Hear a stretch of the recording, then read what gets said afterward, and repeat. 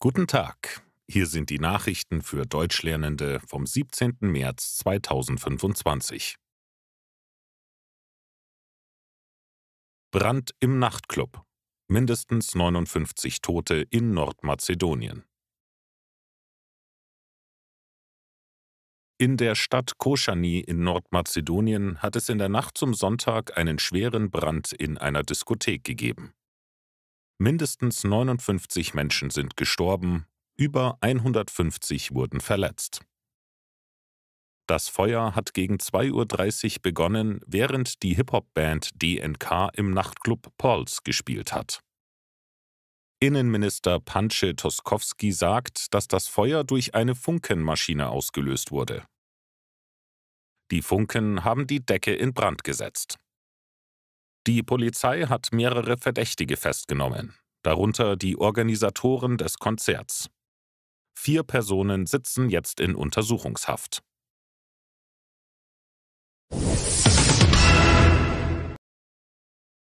Tornados in den USA.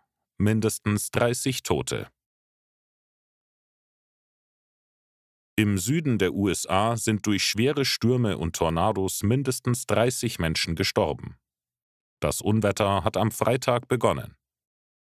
Die US-Wetterbehörde warnt vor neuen Stürmen. Besonders gefährliche Tornados könnten Mississippi treffen.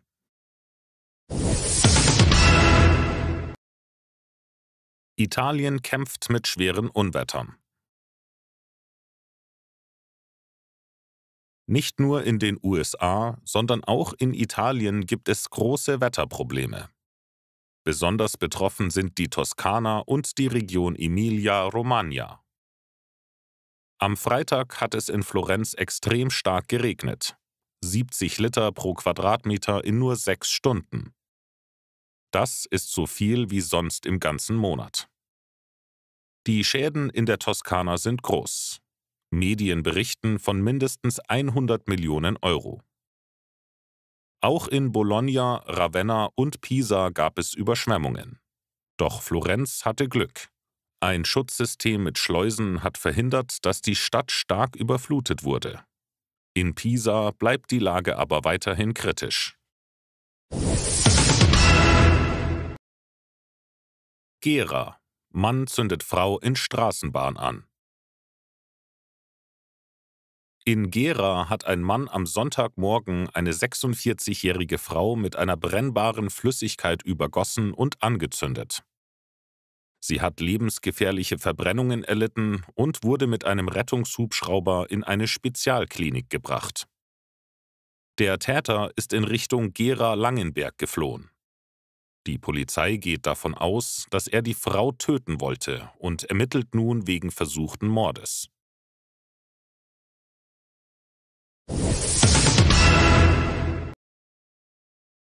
Reiseinfluencerin Elise Caffey stirbt nach Unfall.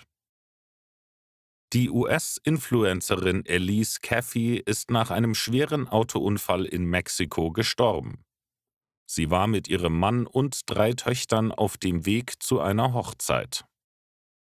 Ein LKW mit heißem Teer ist umgestürzt und hat das Auto der Familie getroffen. Der Fahrer ist sofort gestorben. Dan Caffey konnte seine schwer verletzte Frau aus dem Wrack ziehen. 9 Tage später ist sie in einer Klinik gestorben.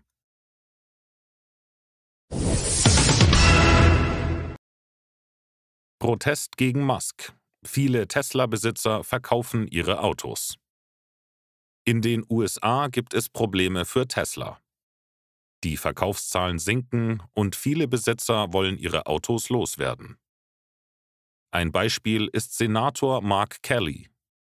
Er verkauft seinen Tesla, um gegen Donald Trump und Elon Musk zu protestieren. Das Magazin Newsweek berichtet, dass Teslas aktuell die meistverkauften Gebrauchtwagen in den USA sind. Das war's für heute mit den Nachrichten. Danke fürs Zuhören und bis morgen.